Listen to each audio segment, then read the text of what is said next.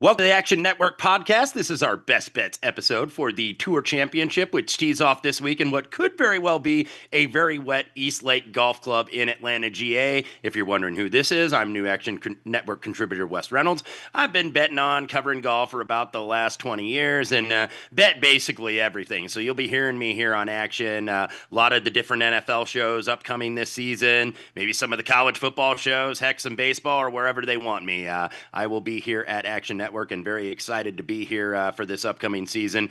But today I'm joined by a very special returning guest, and our returning champion is a golf betting expert. He's a two-time Fantasy Sports Writers Association Golf Writer of the Year, senior PGA analyst at Rotoballer.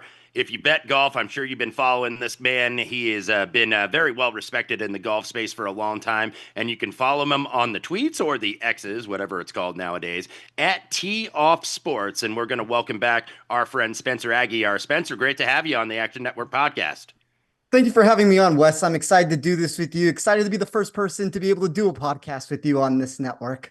Yeah, absolutely. So you're the one, you were the guinea pig, basically, to see if this goes very well, Spencer. So hopefully it's going to go well for us at the betting window this week at the Tour Championship. And what we're basically going to do is we're going to consult our models. Now, when I say models, a lot of it is interpreting data. It's not necessarily creating data out of thin air. I'll let Spencer kind of explain his process, but basically what I do is I interpret the data. It's a lot of the same statistics that you get, and we'll get into some of them more specifically here in a moment. The approach, the strokes gained off the tee, good drives gained, whatever metric you're looking at, and then I just interpret it and compile it all together and see what we come up with. So I do a little bit of modeling. I'm a little bit market based also as a golf bettor, and I'm a little bit of a recent form, course form, what have you. There's a lot of different ways to skin the cat here, I think, to hit outright bets and hit golf bets really in general. So we're going to look and see what our biggest betting opportunities this week are at the Tour Championship. But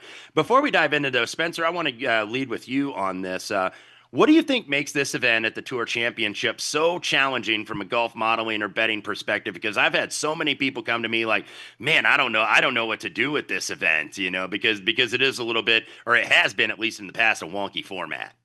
That's the number one thing in my chat over at Rotoballer. We have a Discord over there that every single question that I've been asked to start this week is, what do we do on this board? What do we do with Scottie Scheffler at plus 150? What's the best way to go about this? And I will say, I don't think that this is the fairest form of golf to decide who the winner should be. I did not like how they did it before with the staggered starting strokes.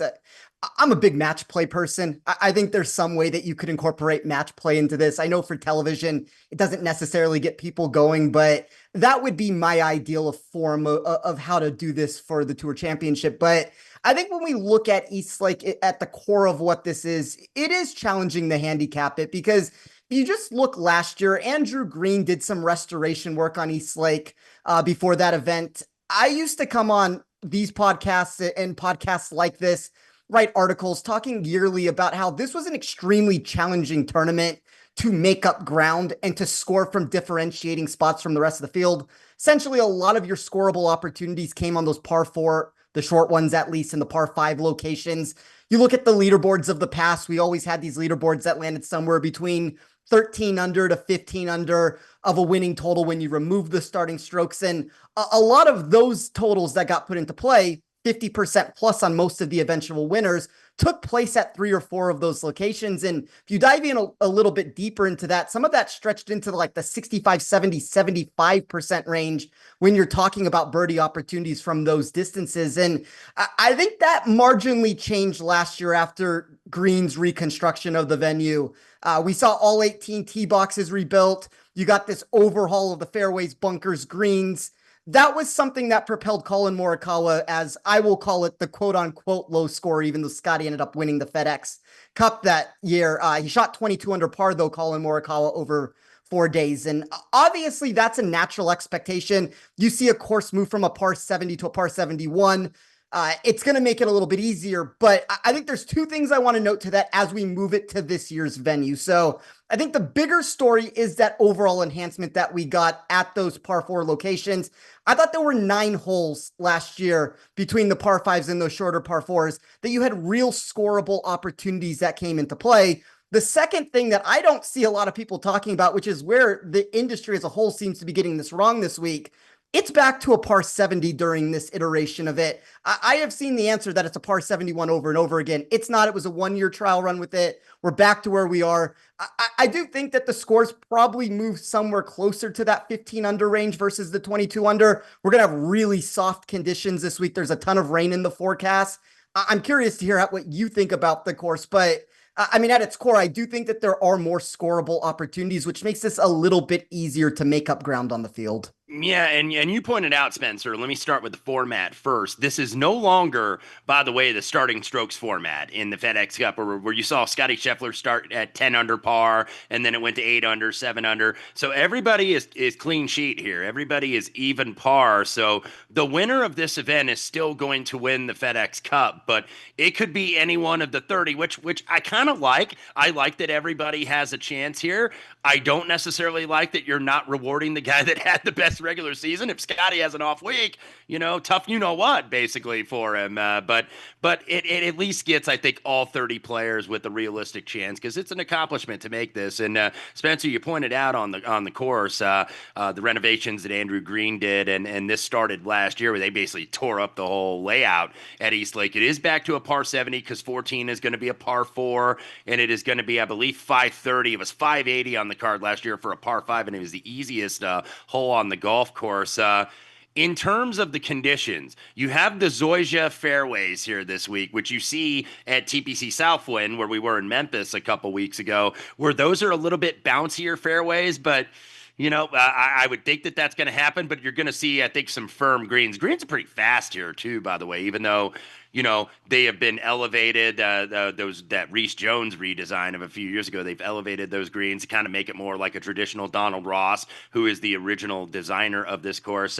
Fairways have been widened slightly, but they're not exactly wide open spaces necessarily. And you got 3.5 inches of Bermuda rough. So I'll be interested to see how the weather affects it this week. But I tend to agree with you that it's going to be a little bit more difficult. Now, I don't expect that we're going back to like the old days in the late 2000s, where we were like seeing 9 under par win this thing, or 8 under par. I think you're going to probably at least see mid-teens, but it'll be interesting certainly to see how the weather plays out with this one.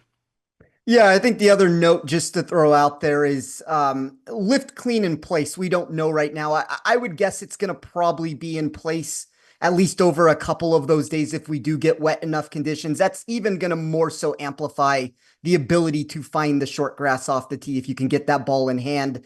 And we kind of seen that in the past, like even with a player like Sungjae Im. I know Sungjae can't hit an iron right now, and we'll talk about Sungjae a little bit later in the show because I might have a hot take with him here. But I think his off the tee acumen and short game actually does play really well for a course like this. So there's a lot of different ways that we can look about this course and a lot of different ways that we can try to handicap it. And, everything starts west at the top with Scottie Scheffler and the discussion of what to do with him. And I'm sure we'll get into some of that as this show moves along. Yeah, I'll have more on that here at the end. Somehow you can get exposure to Scottie without necessarily playing the plus 150 on the outright if you don't choose to do so. He's almost a shorter favorite now than he was with the starting strokes last year. I think he was 115 if memory serves me correctly. And Xander, who is second, was like plus 250 or something like that. But Scottie Scheffler just shows what a great year he's having. One more thing on the weather, too. It is going to be hot. It's going to be hot Atlanta on Thursday, but then the rain is going to cool it off a little bit over the weekend. So we're not getting the usual hot temperatures, I don't think, here necessarily for this event that we would expect this time of year. But no time to waste, Spencer. Let's go ahead and start off and how you started your card this week. Go ahead and give us your first bet here for the Tour Championship. So, Wes, I'm going to take a contrarian approach to kick off this show. I'm going to move away from this typical public perception that you're going to encounter, that most people are calling this a one-man race. And I understand if you just look at what the odds are, the field is more likely to beat Scottie Scheffler. All that's fine. I think the misconception about what Scheffler is doing is not that he's winning most of these events. That's not even necessarily a bad thing for outright betting at its core. The issue more so comes down to these extremely watered down betting boards that we're getting from books.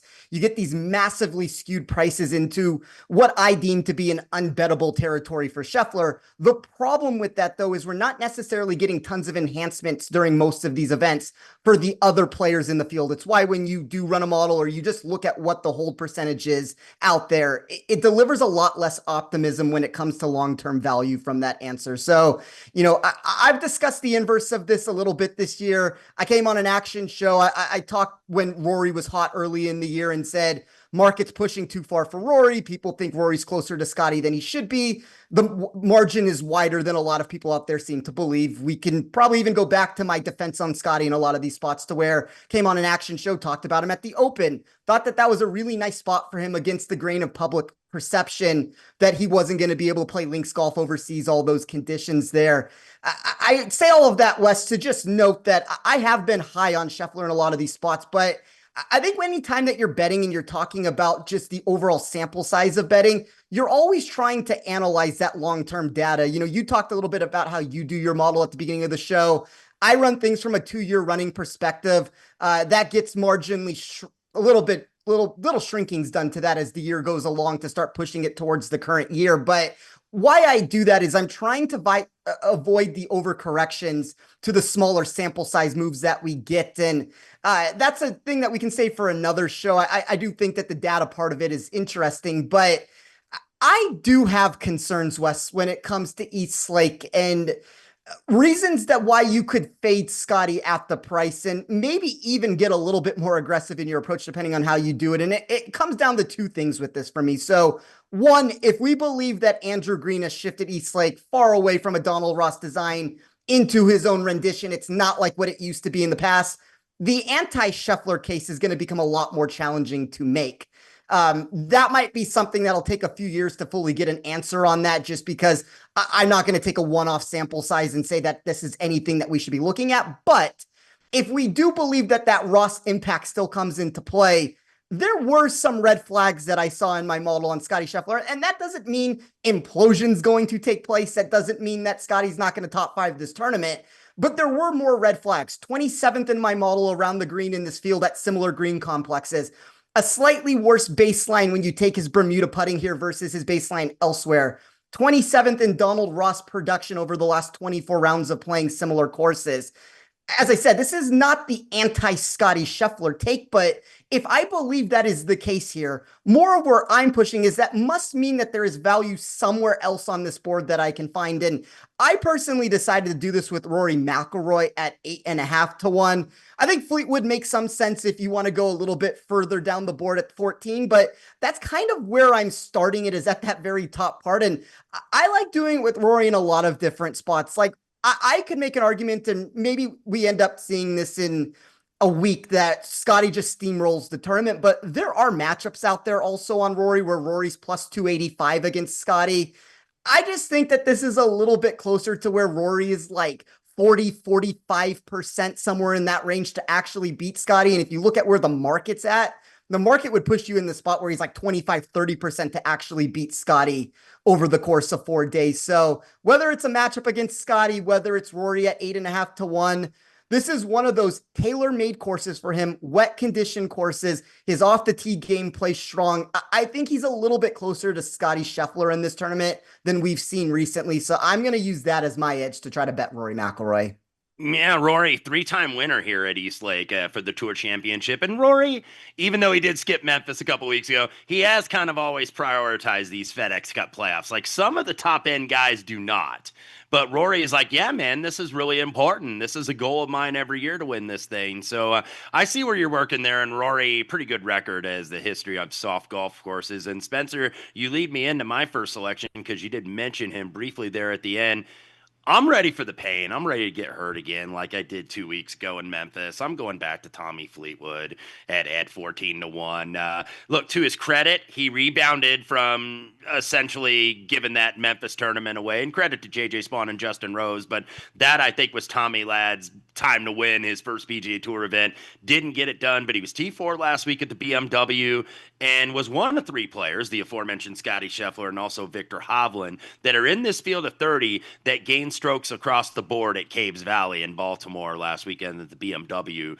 And then you look TPC Southwind, pretty good correlation to East Lake here. Fleetwood, I thought, even though he didn't win, ended up finishing T3 and not even in the playoff, I thought he was the best player in the field for most of that event, just wasn't able to get it home. And Tommy was, I think, at the media availability down there at East Lake Golf Club today, was like, wouldn't it be funny if I finally won the last event of the year and the FedEx Cup to boot? I'm like, he has the chance to do the funniest thing here, and I think he's going to have a shot to do that. So Tommy Fleetwood at 14-1 for me, and then I will start with the second selection I made, and then have you go with your second choice.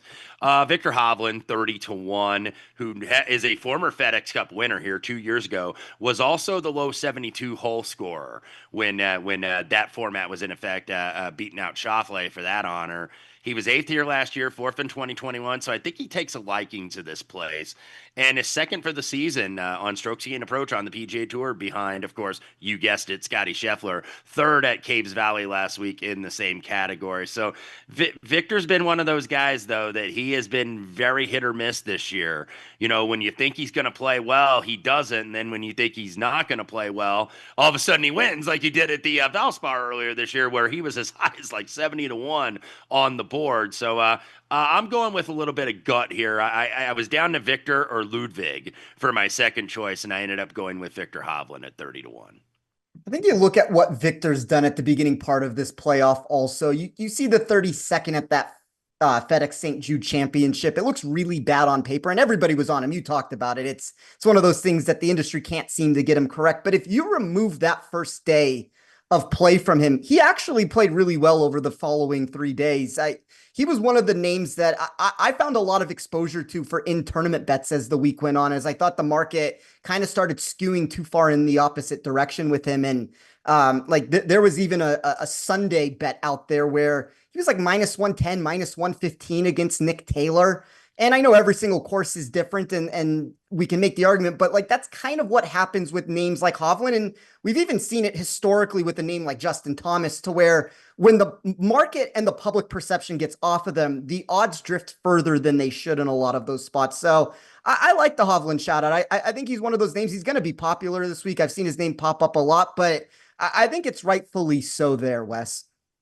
Yeah, hopefully he can get home. He has been very up and down, and he's always mercurial anyway. Always swing changes and swing coach changes. It's like, dude, you're one of the best players in the world. Let's stick with something and get some consistency. Spencer, what's your second choice here for this week's Tour Championship?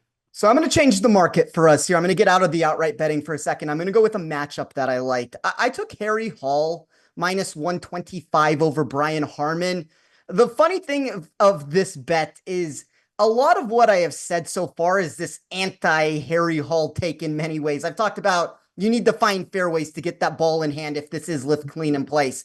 There are numerous comp venues that probably don't quite check the boxes for Hall either, but I wrote about this yesterday, and one of the things that I looked at when I started running the data a little bit deeper for Hall is he is very similar in a lot of ways to that Ben Griffin style of production with his game, where you get this middle of the pack distance return, really horrible accuracy numbers, but a lot of that ends up getting outweighed by these high-end marks elsewhere.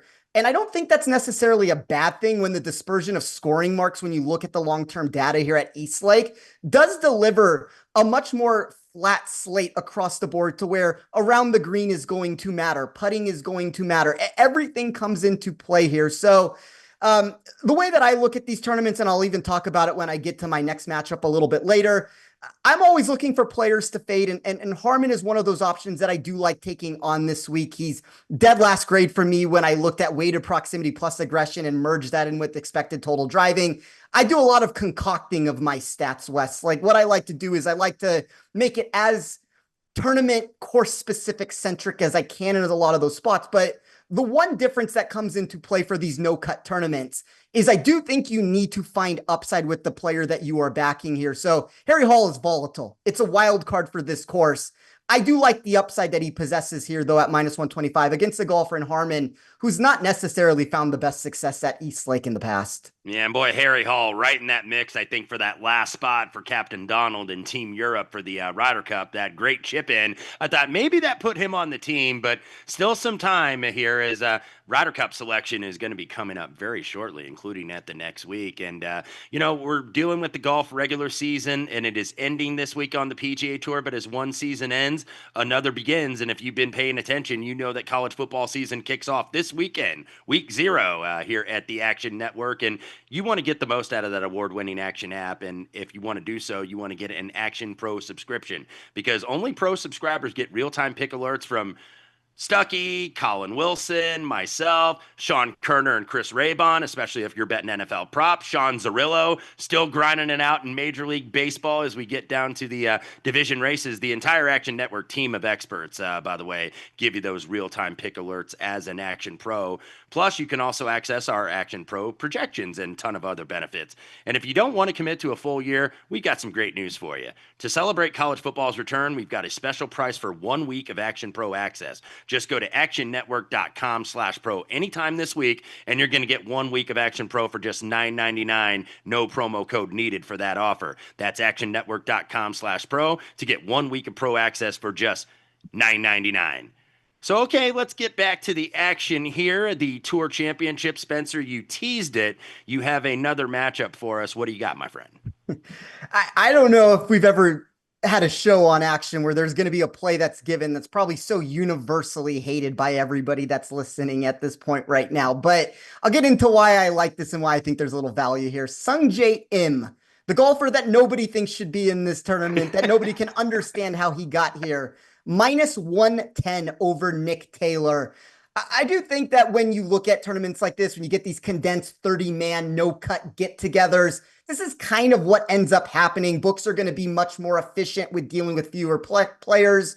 The selections for me are always going to veer in the direction of, I used to say this when I wrote NFL content, it's those plays that you end up making that are the best ones, where it's those like close your eyes, you don't actually want to watch the game. You see the final box score on Sunday and you see that whatever the worst team in the NFL that you took, at +3.5 as some home dog ends up getting across the finish line when they lose by 3 points. Like, that is kind of what this is. And this is for me where it's the trust the data part of the process here. So my handicapping process isn't going to disagree with anything that I talked about of that Sungjae should or shouldn't be here. We saw him lose all control with his irons this season. He dropped another 11 last week en route to what has been nearly a stroke per round off of his total from 2024 versus what we've got from 2025. But this goes back to just that same sentiment that I keep talking about where courses matter. And that is what I am looking at more here than anything else. There's a home game narrative. I do think that's a lazy handicap. I'm going to avoid using that here. I never love when I see somebody say, well, his bet is in this town. He can drive to the course. He's going to be sleeping at home. Yeah, he has an affinity for the property. I don't think that hurts. It's certainly something that's going to help the process a little bit. But what I got more so drawn to was this output from him that moved him up my sheet because he gets an expected increase in GIR percentage and I understand, worst approach player in this tournament. That's unequivocally, we cannot go a different route with it, but the driver is typically one of those weapons for him. I've talked about you can find the fairways here, and if you can hit a higher GIR percentage and you then have the ability to scramble at the same rate as Sungjae, that upside in my model did move him up to 16th overall. I think that's higher than most people will get him. Taylor really never got past that 28, 29, 30 spot out of 30 players in this field. So I think it kind of goes back to the Harry Hall discussion I was having, to where if this was a tournament with a cut, I would be a little less bullish with going this route. But because we do have 4 days, because I am trying to find upside and I am trying to find a golfer that I'm looking to take on, kind of checks all the boxes here. So I will go with Sungjae Im -110 over Nick Taylor. Spencer, let me follow with an ugly matchup of my own. You got to lay a little bit more on this price, and it has been bet a little bit. I bet it at 135. I think there's a global book right now that has it at -145.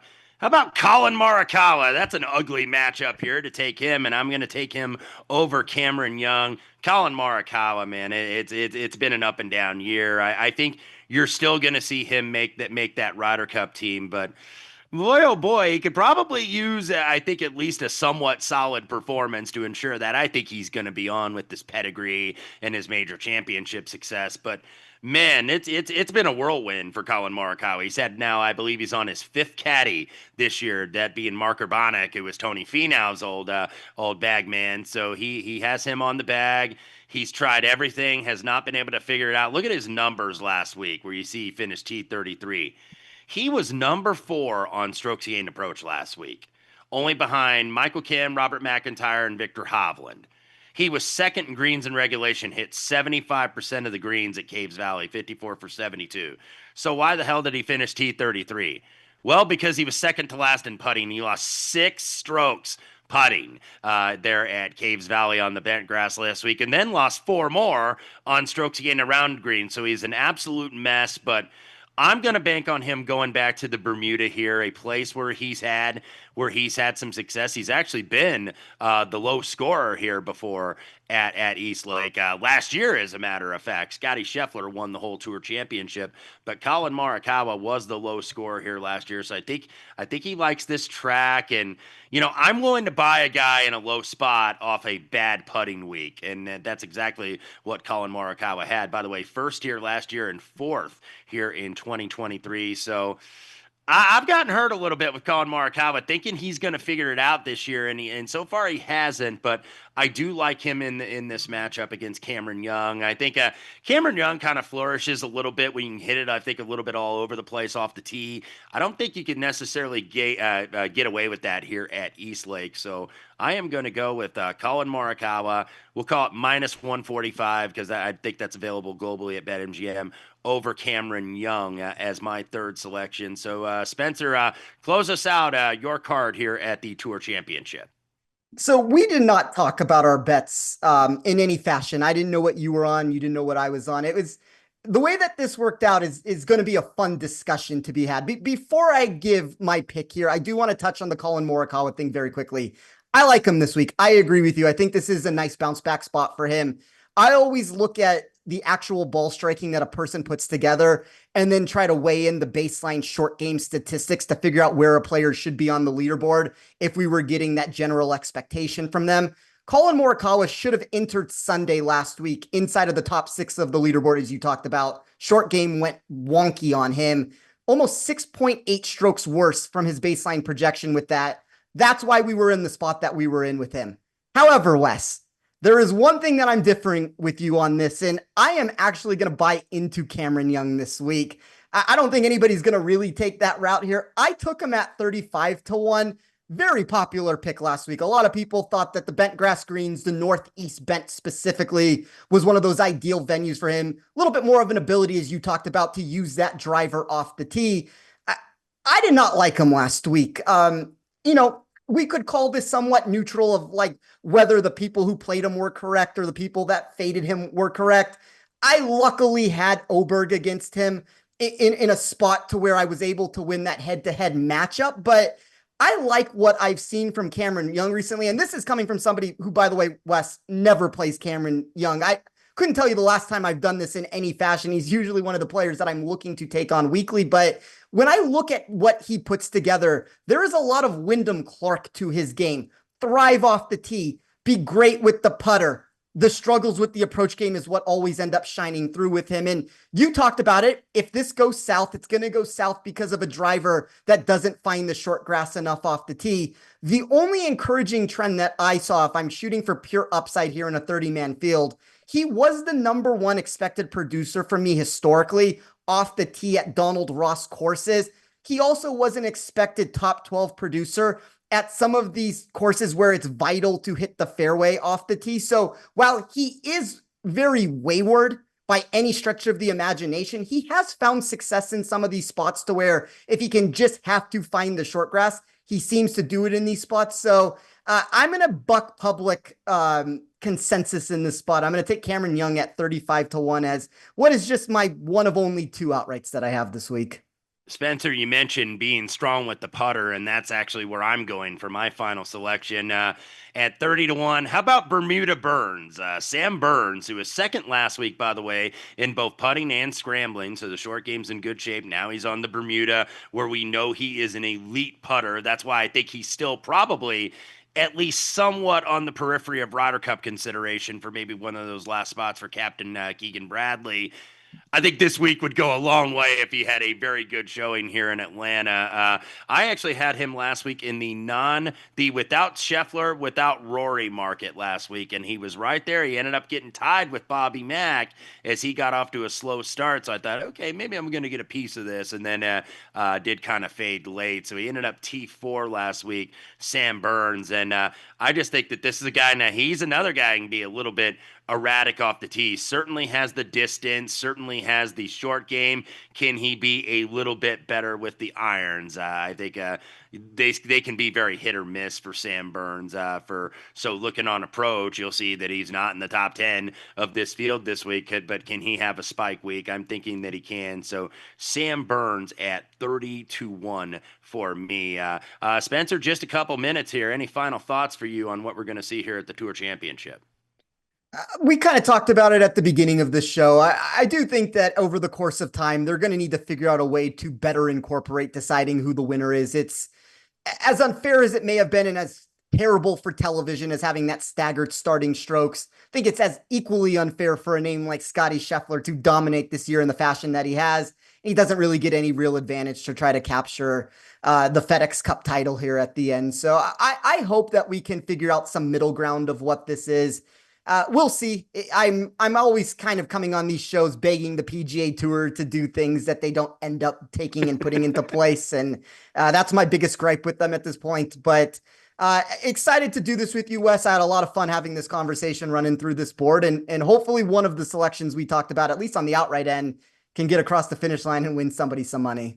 Yeah, Spencer, great to have you. And by the way, you can find Spencer Aguilar on the tweets at Tee Off Sports. Find his work at Rotoballer all over the space, one of the best there is. So glad to have him on. And we want to thank all of you, by the way, for listening to the Best Bets episode for the Tour Championship at East Lake. And we got a lot of stuff coming up this week. I think a BBOC for Week 0 college football with Stuck in the Gang did drop earlier today. So be sure to check that out. I'll be doing that later this evening. Next time you'll see me, by the way, will be on Thursday. We're doing a worst to first episode for the NFL divisions with myself and Brandon Anderson. So definitely want to look out for that. So best of luck on all your bets, and we're going to see you back here next time on the Action Network podcast.